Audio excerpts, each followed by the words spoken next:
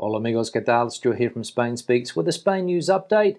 And the story that is dominating headlines here today in Spain and around the world is that the volcano on the island of La Palma down there in the Canary Islands has erupted, but more about that in just a moment. Firstly, a big thanks to all of the people that left comments on the last video. Lots of comments, lots of debate happening there as usual. Thanks to people that supported the channel by buying merchandise, and a big thanks to my patrons on Patreon for your support. Now let's get into the news, and as I said, the volcano on the island of La Palma down there in the Canaries has exploded. It erupted yesterday mid-afternoon, and lava is quickly moving towards homes in the area. As we can see here from the newspaper El País, volcano erupts on La Palma. The new volcano on La Palma erupted this Saturday at 3:12 p.m. in the Montaña Rajada in the municipality of El Paso. A small earthquake preceded a large explosion in the Las Manchas district of the municipality of El Paso, which was followed by a huge plume of smoke and the injection of pyroclasts. The magma caused two fissures, two different eruptive mouths in the mountain through which lava flows flowed. Prime Minister Pedro Sánchez has postponed his planned trip to New York this Sunday and is currently on his way to La Palma.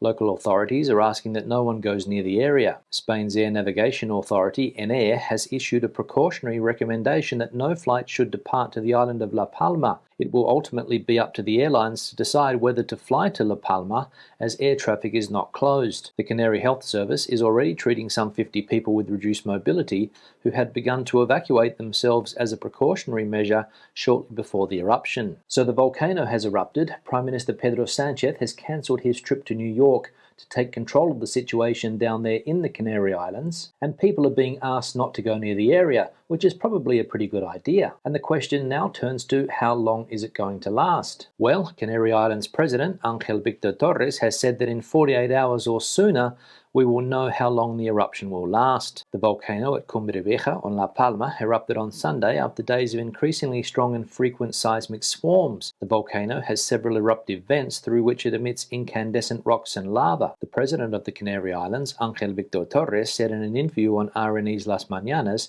that in 48 hours we will know how long the eruption will last, although he believes it will not be short. He confirmed that there is no evidence of injuries, although some houses are affected by the fire. The Guardia Civil has evacuated 5,000 people from La Palma in the last few hours. The authorities are asking residents to stay away from the area. So not yet known how long the eruption is going to last for, but according to the Canary Island Premier, Mr. Torres, it's going to be a long one. Now, universities here in Spain have started the academic year, and university students decided to celebrate with massive illegal parties. As we can see from this headline, the University Complutense condemns the 25,000-person macro botellon in Madrid. The Complutense University of Madrid has condemned this Saturday the macro botellon that took place in its facilities, in which nearly 25,000 people congregated, and appealed to the university community to a responsible commitment to emerge victorious from the pandemic. This has been reported in a statement referring to the event that spread through social networks and that lasted from after midnight on Friday until 7 a.m. this Saturday. The municipal police were in the area, but without prior notice from the university and without the corresponding prepared operation. Dissolving some 25,000 people is almost an impossible task, police sources say. So good to see that university students, who are apparently some of the more intelligent youth in our society, still think that it is a good idea to have a massive party in times of a pandemic. But the good news for young people here in Madrid that are looking to party all night long is that as of today, a lot of the restrictions that we have had in place are disappearing. As we can see, Madrid removes restrictions on opening hours in the hotel and leisure industry and increases capacity as of Monday. The Community of Madrid relaxes from Monday the 20th of September part of the restrictions against COVID. The hotel and leisure industry will be able to open during the hours legally authorised by the competent bodies, while shops, professional offices, street markets and shopping centres will recover their maximum permitted capacity. This is specified after the announcement of the regional president of Madrid, Isabel Díaz Ayuso, by the order of the Consejería de Sanidad published last Friday in the official Madrid Gazette, which modifies the order of the 7th of May on anti-COVID measures. The aim of easing the restrictions is, according to the order, to achieve a greater reactivation of economic and social activity, always subject to the evolution of the epidemiological situation. So there we go, Madrid as of today, virtually restriction-free, and the aim, as we saw, is to reactivate the economy and social activity. Now, unfortunately, we saw a dark side of Spain yesterday. that was more reminiscent of the 1930s. And it was because neo-Nazi groups demonstrated in the Madrid neighborhood of Chueca, shouting, "Get the faggots out of our neighborhoods." Several groups of neo-Nazis have demonstrated this Saturday in the Madrid neighborhood of Chueca to protest against the government's Agenda 2030 and 2050. However, the march has led to homophobic and racist slogans, which has provoked outrage on social networks. The march was called this Saturday from 5 p.m. by the ultra-right Madrid Seguro Neighborhood Association against the Agendas 2030-2050, although other neo-fascist groups such as Plataforma Cultural Eñe, El Pueblo por la Verdad, and the ultra-right party España 2000 have also attended. So an ugly side of society rearing its head in the Madrid neighborhood of Chueca, chanting homophobic and racist slogans. Now, one country in the north of Europe has decided that the pandemic is over, and Spain is now looking at that country with envy. As we can see from this headline, Denmark, the country that now lives without restrictions with fewer vaccinated than Spain. Landing in Copenhagen is like a journey into the future, or to the past, to a time when a respiratory coronavirus was not spreading and conditioning people's lives. And it's not that it has stopped circulating. Denmark has an incidence rate practically the same as in Spain, but as of the 10th of September, COVID is no longer officially a critical threat to society, a statement that can only be taken as provisional in the midst of a pandemic full of plot twists and with the developing world with little access to vaccines. Thanks to them, the Danes have been unrestricted for a few weeks now, a reality that is already emerging in rich countries at different speeds and with specific local vicissitudes after a year and a half that has transformed many facets of life. What has come to be called the new normal, if Denmark is anything to go by, is almost indistinguishable from the old one. So Denmark there, leading the European Union when it comes to living without COVID-19 restrictions, and Danes now living with the new normal, which is very, very similar to the old normal. Now let's have a look at a summary of the health situation in this country, Spain, and we can see that the accumulated incidence rate is now down to 91. There are still 3,809 people hospitalized with COVID around the country, and there are still 1,028 COVID patients in ICU. When it comes to the vaccination campaign, we can see that 75.41% of the population have completed their immunization against COVID-19, and 78.79% of the population have received at least one dose. Now, it wasn't only neo-Nazis that took to the streets of Madrid at the weekend to protest. People that have been affected by squatters here in Spain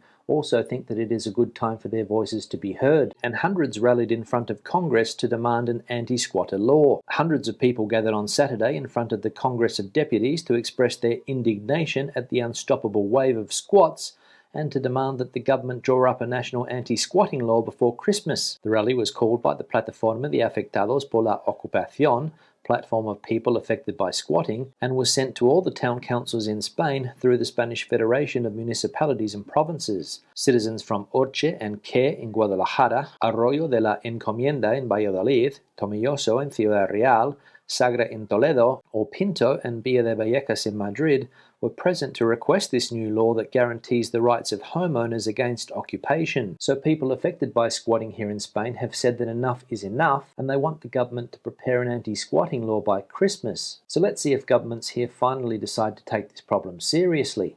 Now let's have a look at some of the comments from previous videos. One here from Catherine. God, no one can get into a stadium or restaurant or gym or any other non-essential place in British Columbia or Quebec without a vaccine passport. We started mid-September, Quebec a few weeks before. Other provinces are following suit. Alberta has a strange premier. He's a conservative who decided that COVID was over on July the 1st to celebrate Canada Day. Now the hospitals are collapsing from COVIDiots who need ICU beds. Many surgeries have been cancelled, and the nurses are begging for the federal government to send in the army. They're 10 percentage points behind us in vaccination. Viva España! You have done a fabulous job on vaccination.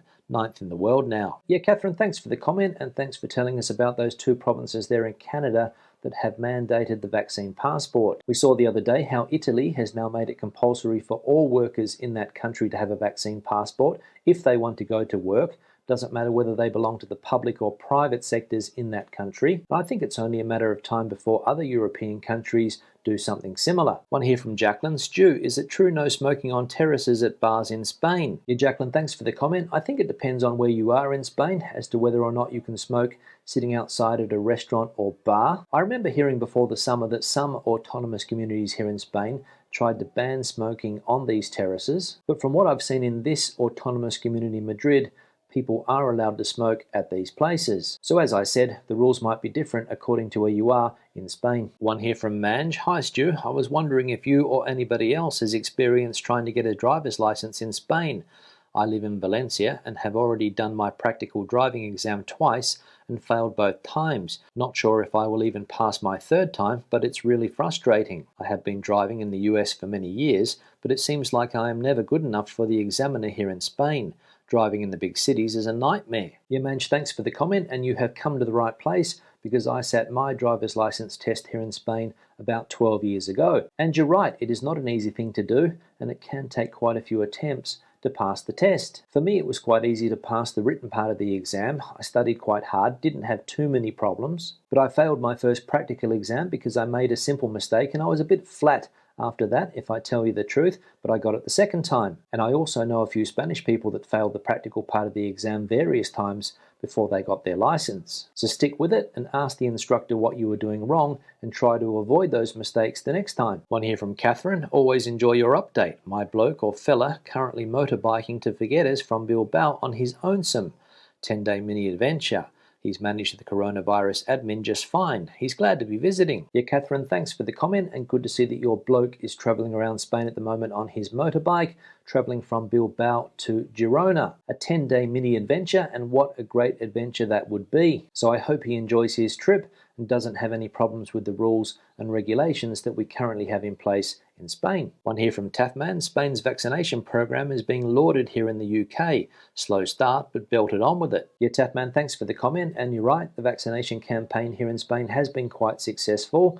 More than 75% of the population now fully vaccinated against COVID-19, and you're also right when you said that it did get off to a slow start. In fact, the whole of the European Union was quite slow if we compare it to the UK, the United States, or Israel. So well done, Spain, and one of the reasons for its success is that it wasn't difficult to convince the population of the need to be vaccinated, unlike some other parts of the world, unfortunately. And finally, one here from Barbara. Scary on that volcano. Ready to get out by packing a car. I would probably have been on another island by now. Yeah, Barbara, thanks for the comment, and you're right, pretty scary stuff down there on that island in the Canary Islands with the volcano exploding. We saw the other day that people were prepared for it. They had their cars packed and were ready to go, and it seems that everybody has managed to get out of the area and they are all okay. But I'm with you, and I probably wouldn't have waited until the last minute to get out. On that note, I'll wrap the video up. Questions and comments, please leave them in the section below. Debate the situation out as you normally do. Give the video a thumbs up if you liked it, thumbs down if you didn't. I'll see you in the next one. Hasta luego.